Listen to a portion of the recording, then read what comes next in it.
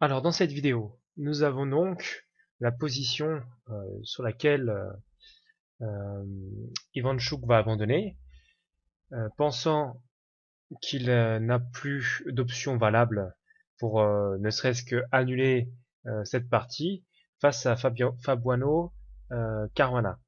Alors ici, effectivement, on va analyser la position. On va commencer par bon, il va y avoir certainement une ligne conductrice qui va se dégager, mais on va quand même essayer d'analyser un petit peu en profondeur, voir quelles sont les possibilités offertes par les noirs euh, dans cette partie. Donc ici,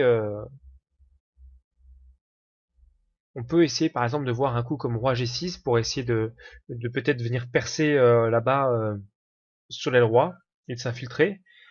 Alors roi G6 n'est pas bon à cause de F5 échec, E prend F5, fou F3, fou E6.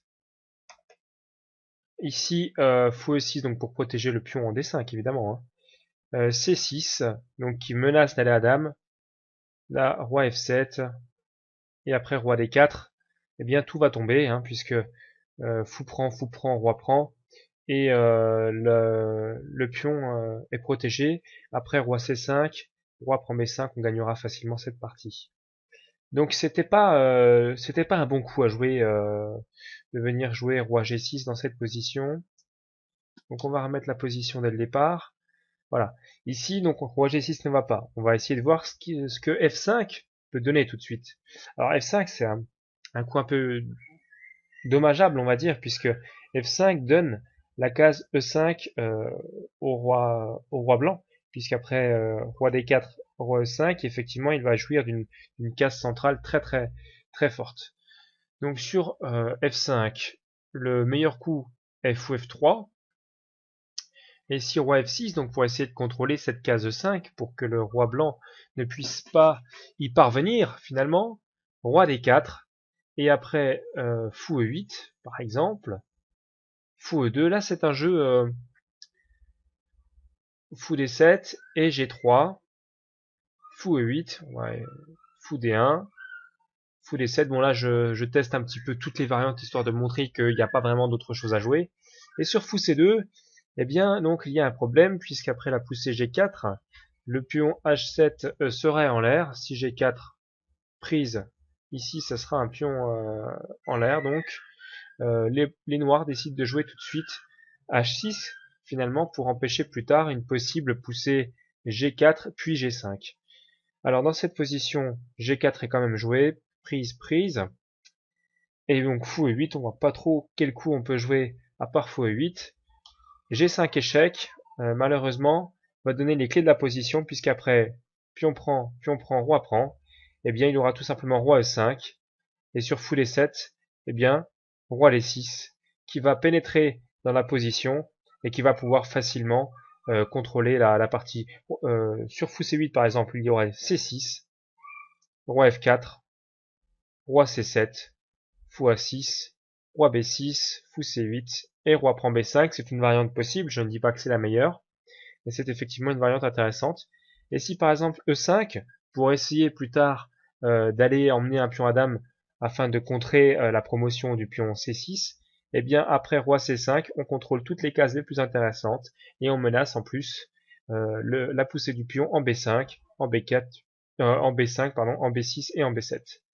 Alors D4 peut être joué, mais après la prise E4, si E prend D4, effectivement il y a roi prend D4 et ça ne sauve pas le pion C4 ni les promotions possibles des blancs. Donc E4, roi prend C4, pourquoi se priver? Puisque dans cette partie-là, on n'est pas pressé avec les blancs, on aura tout notre temps de sacrifier notre fou, par exemple, sur le pion en E4 et pouvoir amener l'un de nos pions à dame. Roi prend C4, c'est terminé, la partie est complètement perdue. Alors quel autre coup finalement peut-on jouer ici? F5 ne va pas, roi G6 non plus. Eh bien on va essayer peut-être de jouer simplement le coup fou C6, ici. Fou C6, qu'est-ce que ça nous apporte? Eh bien déjà ça protège le pion central en D5, et puis en plus, on va pouvoir jouer avec notre roi sur les cases E7, F7 et finalement attendre que l'adversaire entreprenne quelque chose. Et s'il l'entreprend bien, eh bien vous allez voir qu'il y a un gain forcé puisque après roi D4, coup joué par les blancs, roi E7, fou F3, roi F7, finalement que peut-on faire d'autre? G4, H6 comme tout à l'heure, sur la poussée G4 on répond par H6 pour empêcher finalement la poussée en G5. Malheureusement ici, après H4, la poussée G5 est possible, pas tout de suite. Roi G6, et là maintenant il nous suffit de jouer un coup pour mettre les noirs en dessous de Tsang.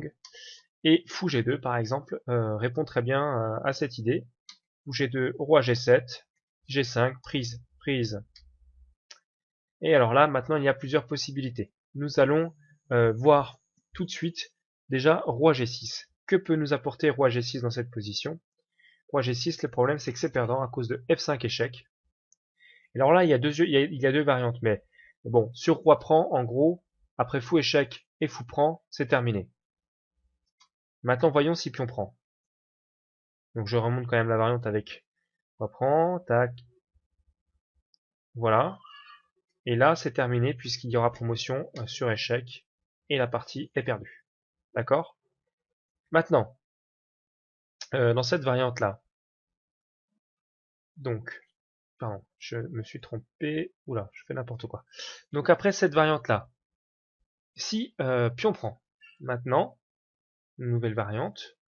Alors, E prend F5 c'est un coup qui est intéressant puisque les blancs ne peuvent pas répondre par fou H3, vous l'aurez compris, mais maintenant fou prend D5 est aussi fort.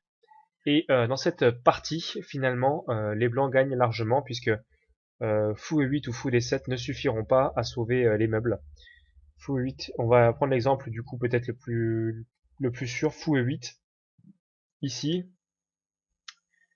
Donc C6 peut-être joué, ou j'ai pris un F6 peut-être aussi. Hein. Peut-être le plus logique pour nous. Roi prend F6, et là C6. Et il n'y a pas grand-chose à jouer pour les noirs, pour empêcher ce pion d'aller à dame. Peut-être roi A7 pour pouvoir après revenir en D8. Mais après C7, eh bien la position est complètement désespérée. Puisque par exemple sur...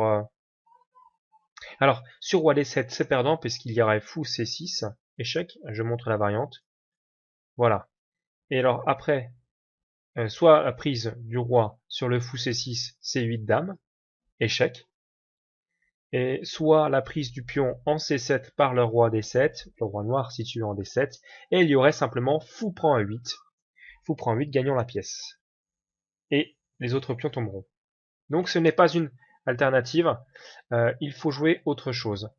Ici, c'est perdant, donc roi G6 ne va pas, il faut simplement jouer peut-être donc roi F7 encore, et sur fou F3, coup blanc finalement logique, pour mettre les noirs en dessous de Tsang encore, il y aura donc roi E7, puisqu'on a vu que roi G6 n'allait pas, à cause de F5, et donc ici, eh bien la poussée G6 est très forte, G6 menace G7, donc F5, et malheureusement F5, pour amener le roi donc en F6, ne va pas, puisqu'il y a roi F5, et c'est effectivement complètement perdant. Pourquoi?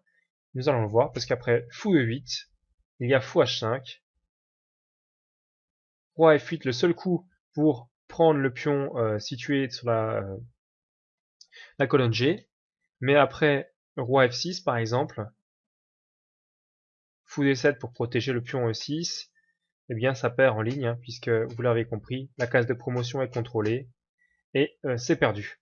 Donc effectivement, Vassili Ivanchuk a eu raison d'abandonner, puisque dans cette finale, c'était la réaction logique à avoir, étant donné qu'il jouait contre un joueur quand même extrêmement fort, et qui aurait eu sans peine de trouver ce gain rapidement.